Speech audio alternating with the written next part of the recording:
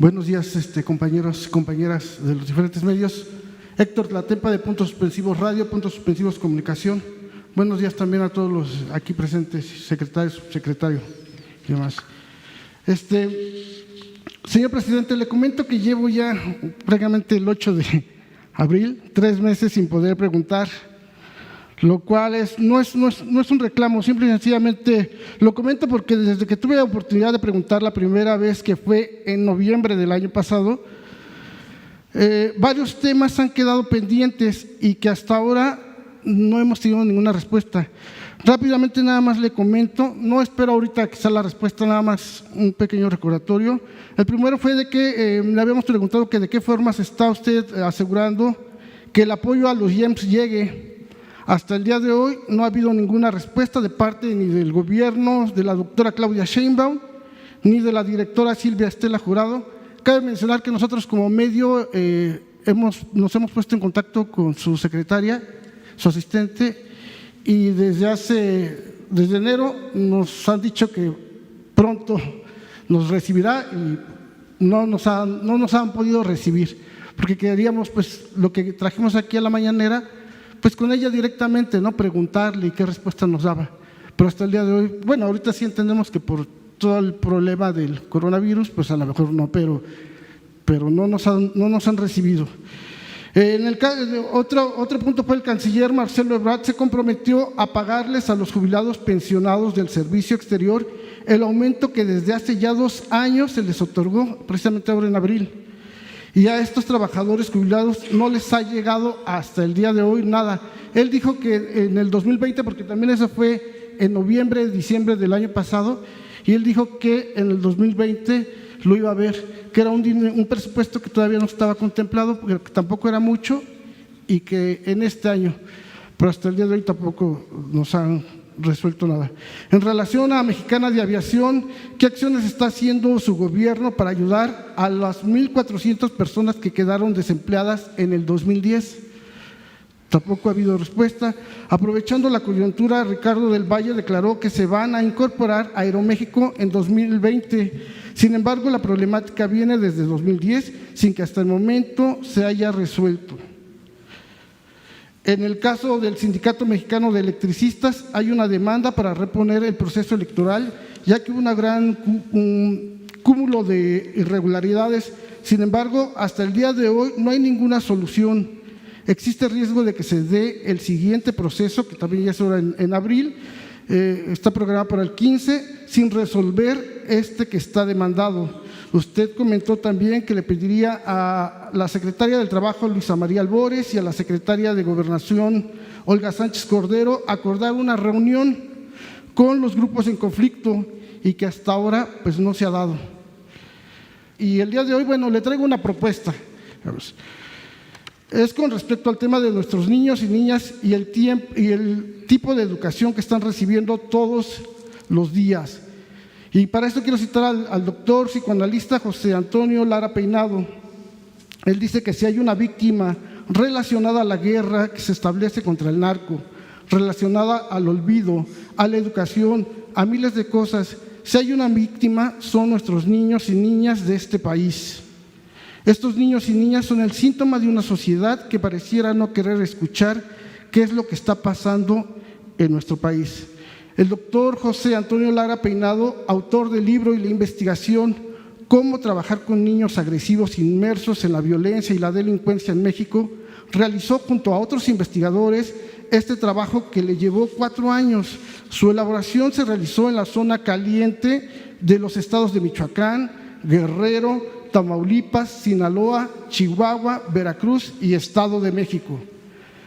Consideramos que este trabajo es fundamental porque no solo les permitió dar cuenta de los efectos que tiene que niños y niñas vivan en ambientes inmersos en la violencia y la delincuencia. Este trabajo les permitió responder a esa pregunta, pero lo más interesante es que a partir de la investigación se construye una propuesta metodológica para trabajar con niñas y niños y jóvenes agresivos en cada escuela. Cuentan con ejercicios para todo un ciclo escolar y no solo para nuestras niñas y niños, cuentan también con ejercicios para trabajar con las emociones docentes y para trabajar con los padres de familia. La diferencia que tiene la propuesta del doctor José Antonio Lara de todas las demás propuestas que existen y que vienen muchas veces de otros países es que esta propuesta en primera instancia trabaja en un contexto mexicano, pero lo más interesante es que trabaja de manera profunda con las pulsiones que provocan la agresión y la violencia en las escuelas. Si usted, señor presidente, revisa todas las propuestas que existen, parten de lo meramente aparente, es decir, atienden el síntoma pero no la enfermedad. El doctor Lara se encuentra trabajando con lo profundo, con aquello que provoca que una niña o un joven sea agresivo, de tal manera que si un docente aplicase uno de estos ejercicios el día del lunes, por ejemplo, ocuparía únicamente 10 minutos de su tiempo y lo que ganaría es que el niño o la niña estarían tranquilos toda la semana. Así es como funciona. Se ha piloteado este programa metodológico en algunas escuelas como Los Mochis, Sinaloa, en algunas escuelas como de Reynosa, de Guerrero y de Michoacán.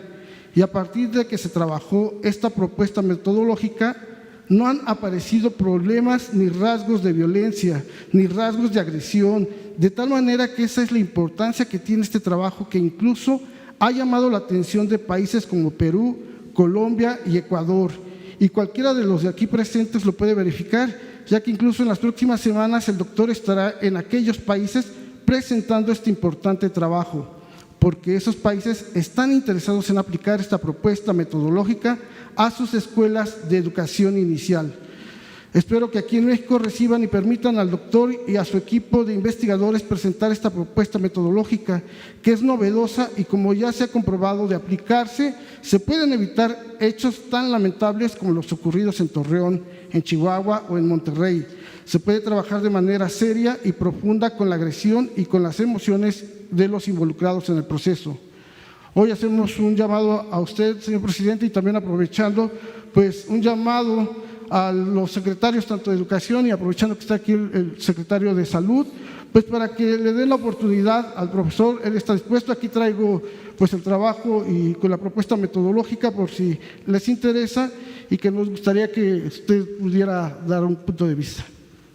Muy bien. Bueno, vamos a pedir a los que no han informado y no han atendido los asuntos pendientes que lo hagan. La secretaria del Trabajo, el secretario de Relaciones Exteriores, con Jesús. Vamos también a buscar una cita, una audiencia con la jefa de gobierno de la ciudad para que te atiendan. Y sobre lo último, aquí está el doctor Alcocer, nada más.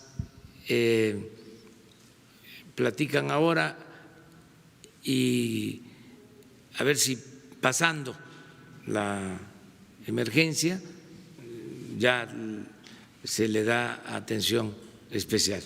Sí, y nada, perdón, presidente, retomando su ofrecimiento de ayudar al poder adquisitivo, los salarios de los trabajadores, y toda vez que el salario mínimo ya tuvo un incremento del 36%, quisiera preguntarle por un grupo de trabajadores que faltan. Me refiero a los pensionados del ISSSTE, quienes siguen percibiendo sus pensiones calculadas en UMAS y no en salarios mínimos de acuerdo a la ley del ISSSTE. Y al último fallo jurisprudencial de la Suprema Corte de Justicia en este sentido, recordando que el salario mínimo para este año quedó en 123.22 pesos diarios, mientras que la UMA quedó solo en 86.68 pesos diarios, es decir, 30% menos. Quisiera preguntarle cuál sería su respuesta al respecto, ya que en ocasiones anteriores algunos también compañeros aquí de los medios ya le habían preguntado y se quedó en darnos una respuesta habiéndolo consultado con las autoridades correspondientes. Muchas gracias. Y ahora por último, había comentado también que iba a invitar a la maestra Raquel Sosa para hablar acerca también de los temas de las universidades de bienestar. No sé qué día podría venir, Juan. Vamos a invitarla. Y acerca de lo de las sumas también lo estamos analizando. Es un asunto de Finanzas Públicas, o sea, vamos a ver si tenemos una respuesta sobre eso. Tenemos muchos pendientes porque nos dejaron muchas deudas y muchas decisiones que afectan a los trabajadores, que afectan al pueblo, despidos, esto, por ejemplo, de las sumas, inclusive el manejo de las pensiones, que se tiene que atender porque al mediano plazo el trabajador puede recibir menos que lo que obtenía cuando estaba laborando. Todo esto tuvo que ver con las reformas neoliberales que se hicieron. Esta reforma de pensiones se hizo cuando el presidente Zedillo y no es que nosotros nos hagamos desatendidos o que no sea nuestra responsabilidad, claro que sí, pero debe de entenderse de dónde surgen todos estos problemas que los vamos a ir enfrentando en la medida de nuestras posibilidades para que podamos atender lo prioritario, atender a la gente más necesitada, a los pobres, a los vulnerables, primero, y luego ir resolviendo lo demás. Acuérdense de la frase bíblica que utilizó Madero para enfrentar a Porfirio Díaz: el pueblo de México tiene hambre y sed de justicia. Así nos dejó el neoliberalismo al país y así está nuestro pueblo. Entonces tenemos que ir saciando esa hambre, esa sed de justicia poco a poco. Por eso insisto mucho que lo más importante es la transformación, porque si no llevamos a cabo la transformación,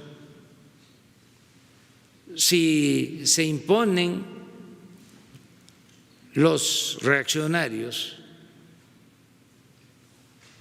si se retrocede, si regresamos al horror de las políticas neoliberales, pues ya no vamos a tener posibilidades de que las cosas mejoren, sobre todo en beneficio del pueblo. Lo que está en juego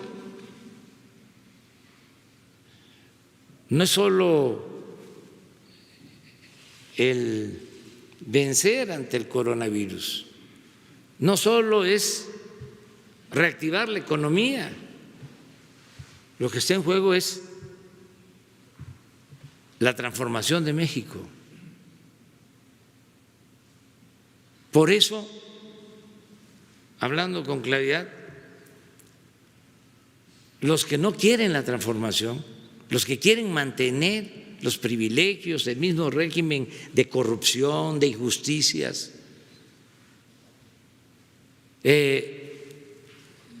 quisieran que se agravara la crisis del coronavirus.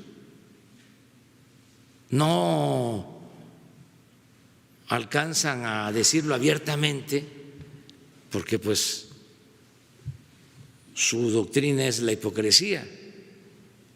No lo dicen así, pero en el fondo están pensando que qué bueno que nos vaya mal. Afortunadamente no son todos, es una minoría de ambiciosos, vulgares. Lo mismo en el caso de la economía. Quisieran de que se destruyera la economía nacional para decir, ahí está. No funciona el gobierno. Están apostando a eso, se van a quedar con las ganas. Por eso estoy hablando de que es una crisis transitoria y que somos mucha pieza. El pueblo de México tiene muchas fortalezas y vamos a salir adelante. Entonces, ya no se va a regresar a el modelo fracasado. Todo esto que estás planteando, UMAS, yo te agregué lo de las pensiones, pero en general lo de el despido de los trabajadores electricistas, todo eso sí es una herencia, es un saldo, ¿sí?, que nosotros recibimos. La deuda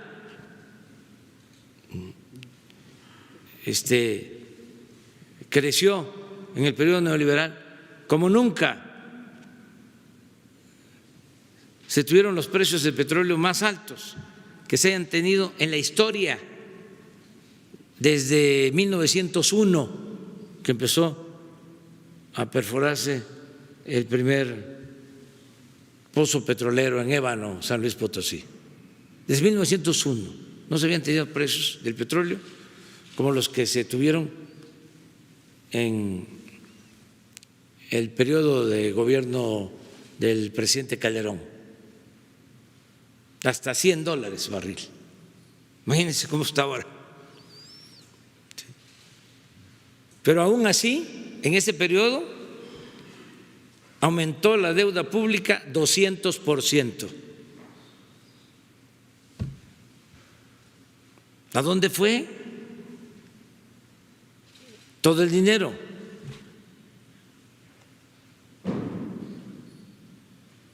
Ahí queda eso.